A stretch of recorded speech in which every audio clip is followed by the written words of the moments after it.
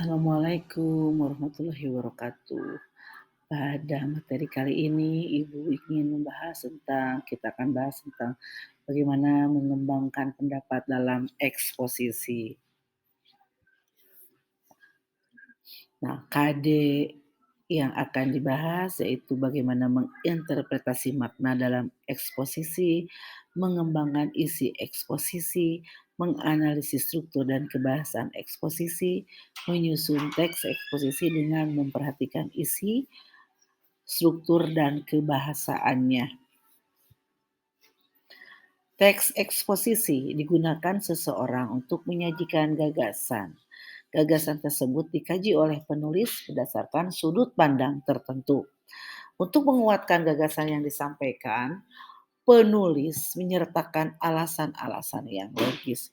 Teks eksposisi digunakan dalam kegiatan ceramah, perkuliahan, pidato, editorial, opini, dan sebagainya.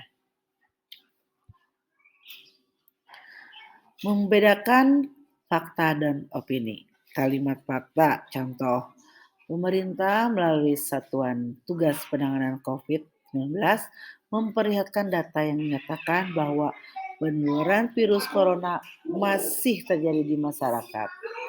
Hal ini menyebabkan jumlah kasus COVID-19 terus bertambah hingga hari ini, Sabtu, tanggal 12 bulan 9 2020. Berdasarkan data, sehingga Sabtu pukul 12 ini diketahui ada penambahan sebanyak 3.800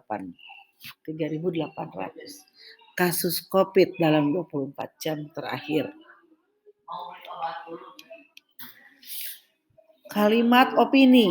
Jadi agar COVID segera berakhir, kita harus menerapkan kehidupan normal baru dengan sering cuci tangan, selalu gunakan masker, dan menjaga jarak. Nah, apabila kehidupan normal sudah kita terapkan dalam kebiasaan sehari-hari, maka negara kita akan terbebas dari pandemi ini. Bagaimana cara mengembangkan teks eksposisi? Yaitu dengan gagasan pokok yang dinyatakan dalam tesis pernyataan umum dan dikuatkan dengan argumen-argumen. Contoh gagasan pokoknya, bumi saat ini sedang menghadapi berbagai masalah lingkungan yang serius.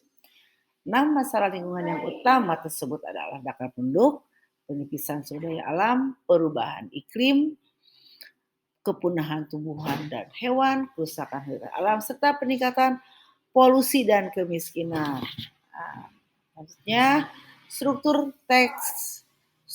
dan kebahasaan teks eksposisi. Pertama ada tesis atau pernyataan pendapat, ada argumentasi, tambah lagi argumentasi, dan terakhir adalah penegasan ulang. Kebahasaan dalam eksposisi yaitu ada istilah, nomina, frasonomina, adjektiva, prasa adjektiva, makna leksikal, makna kamus, afiksasi, kalimat aktif transitif, kalimat aktif intransitif, dan kalimat yang berpredikat verbal. Terakhir, susunlah sebuah teks eksposisi dengan menggunakan struktur dan kebahasaan yang sesuai.